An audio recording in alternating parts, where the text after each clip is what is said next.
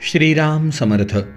श्री गणेशाला, शारदेला, समर्थ सद्गुरू संत सज्जनांना वंदन करून, क्षणभर नामस्मरण करून, करूया वारी मनाची, गाऊ गाथा संतांचे. विठ्ठल रखुमाई, जय जय विठ्ठल रखुमाई. विठ्ठल रखुमाई, जय जय विठ्ठल रखुमाई. विठ्ठल विठ्ठल विठ्ठल विठ्ठल. विठ्ठल रखुमाई, जय जय विठ्ठल रखुमाई. विठ्ठल रखुमाई, जय जय विठ्ठल रखुमाई. पंढरीनाथ भगवान की जय. श्रोते हो नमस्कार. ऐका श्रोते सावकाश. पंढरी क्षेत्र दक्षिणेस, तेथोनिया 7 कोस, मंगळवेढे ग्रामपै. तेथील वेश्या कलावंतीन, श्यामा तिचे नामाभिधान. तिचे पोटी दिव्यरत्न, कान्होपात्रा जन्मली. श्रोते हो, पंढरपूरपासून 7 कोसावर बसलेलं मंगळवेढे गाव. या गावामध्ये श्यामा नावाची एक गणिका राहत होती. या गणिकेला एक मुलगी होती. तिचं नाव तिने कान्होपात्रा ठेवलेलं. ही कान्होपात्रा तिचे लावण्य पाहता जाण, देवांगणा होतील लज्जायमान. मृत्युलोकी तिज समान, नाही विधीने निर्मिली.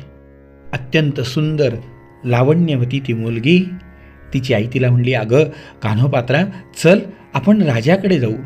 तुझं रूप पाहिल्यावरती राजा तुला वस्त्र अलंकार पाहिजे त्या इच्छित वस्तू भेट देईल.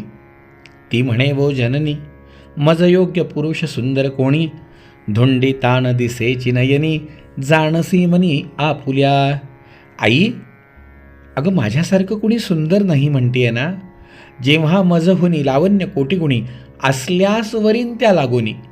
ऐसा निश्चय करोनी कान्होपात्रा राहिली. आपण स्वतःहून राजद्वारावर जाणं तिला काही मान्य नव्हतं. ती आपली घरी निवांत होती.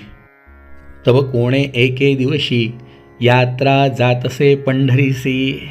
वैष्णवांचा मेळा आषाढीच्या निमित्ताने पंढरपूरकडे निघाला. विठ्ठल रखुमाई, जय जय विठ्ठल रखुमाई. विठ्ठल रखुमाई, जय जय विठ्ठल रखुमाई. कान्होपात्रा तयास देखोन, संतांसी घाली लोटांगण. कोठे जाता वैष्णवजन, दया करुनी मज सांगा.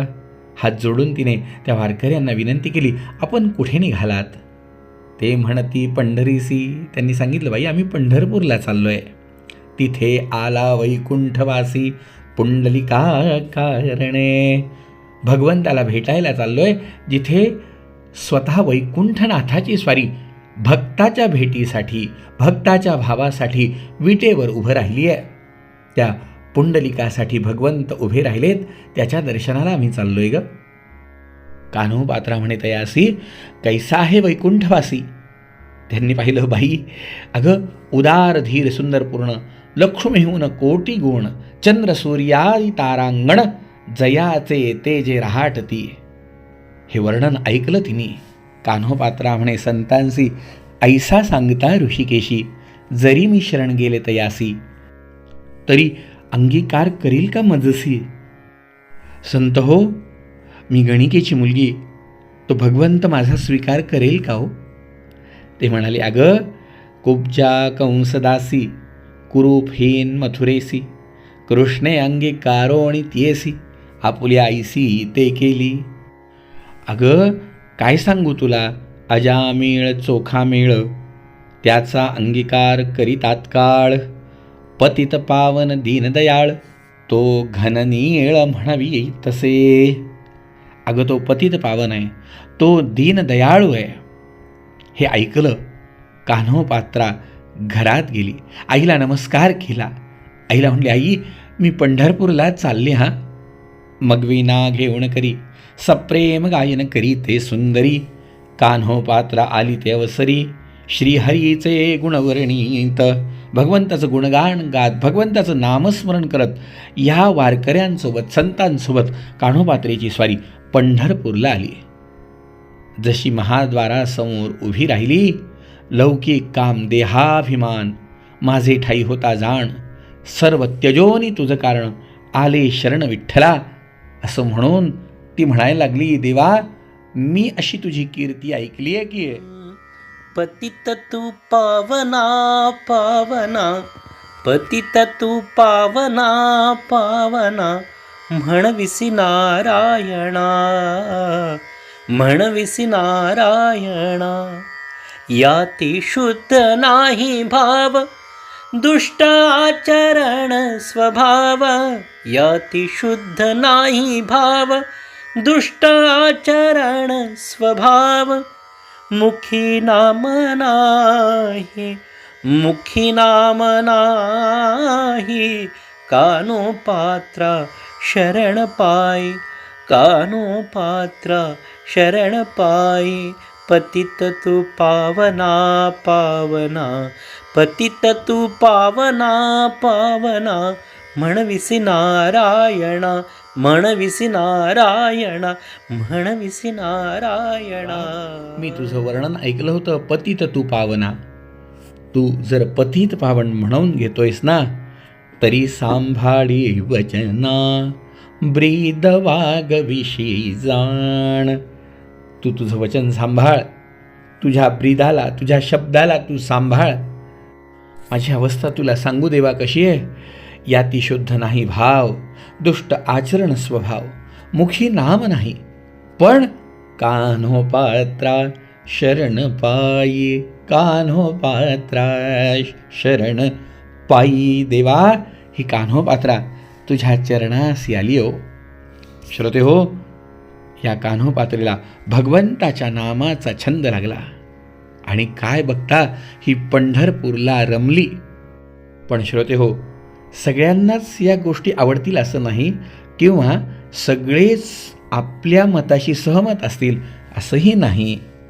एके अवसरी एक होता दुराचारी, त्याने जाऊन बेदरी रायापासी सांगितले. हा सगळा वृत्तांत राजाला कळाला. तो म्हणाला, महाराज अहो, तुम्ही आतापर्यंत भोगलेल्या सगळ्या स्त्रिया एकीकडे, पण पंढरपूरच्या महाद्वारावरती भगवंताचं गुणगान करणारी कान्होपात्रा एकीकडे. तिच्यासारखी आजपर्यंत लावण्यवती स्त्री ना तुम्ही पाहिली ना मी पाहिली. अहो, एवढी सुंदर ती स्त्री, आणि काय तर त्या महाद्वारावर भजन करते. ती तुमच्या महालात पाहिजे, ती महाद्वारावर आहे. हे ऐकलं मात्र त्या बेदरच्या राजाने, आणि त्यांनी तात्काळ पंढरपूरला दूत पाठवले. हे कान्होपात्राला समजलं. मग काय हो, सभा मंडपी उभे दूत, कान्होपात्रा गेली पळत राऊळात. कर जोडोनी विनवीत, बहुत विनीत होनी.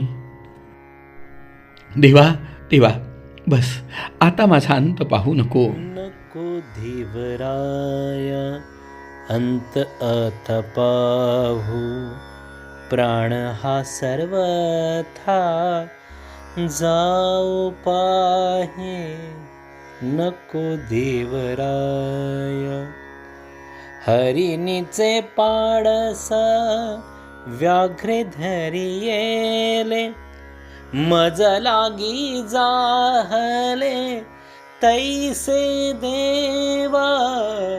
नको देवराया तुझ विण ठावन दिसे त्रिभुवनी. धावे हो जानानी विठाबाई. नको देवराया मुकलोनी आस जाहले उदास. घेई कान्होपात्रेस हृदयात, घेई कान्होपात्रेस हृदयात. नको देवराया, नको देवराया, नको देव र गजेंद्राची ऐकुनी करुणा सत्वर पावलासी जगज्जीवना मज मोकलिता करुणा घना उणे कवणासी येईल. देवा आता अंत पाहू नको. ही कान्होपात्रा तुला शरण आली आहे. श्रोते हो, कान्होपात्रेनी भगवंताला दिलेला आवाज, भगवंताशी साधलेलं अनुसंधान, भगवंताच्या नामामध्ये तल्लीन होऊन भगवंताशी साधलेलं ऐक्य तत्क्षणी तिच्या कामा आलं. ऐसे भाकिता करुणा वचन कृपेने द्रवला नारायण, तिचे चैतन्य काढून आपले स्वरूपी मिळविले. संत पुजारी सन्निध होते. हे बघितलं कोणी त्या कान्होपात्रेचं चैतन्य आपल्यामध्ये भगवंतानी आकर्षून घेतलं. हे बघितलं कोणी संत पुजारी सन्निध होते. त्यांनी तात्काळ देखिले तेथे कान्होपात्रेसी कृपावंते जानू माझी घातले. भगवंतानी आपल्या मांडीमध्ये तिला स्थान दिलं. भगवंताने तिचं चैतन्य आकर्षून आपल्या मांडीत प्रस्थापित केलं. ओ हो हो हो, काय भाग्यवान ती की भगवंतानी तिला स्वतःमध्ये सामावून घेतलं. श्रोते हो, कान्होपात्रा जिरली मांडीवरी, ते साक्ष आहे अद्यपीवरी. भावे जाता तिजे पंढरी, ते आवडी पाहताती. श्रोते हो, सगुण साकार पंढरीनाथाच्या अंगावरती असलेल्या प्रत्येक खुणा आजही तिथे दाखवल्या जातात.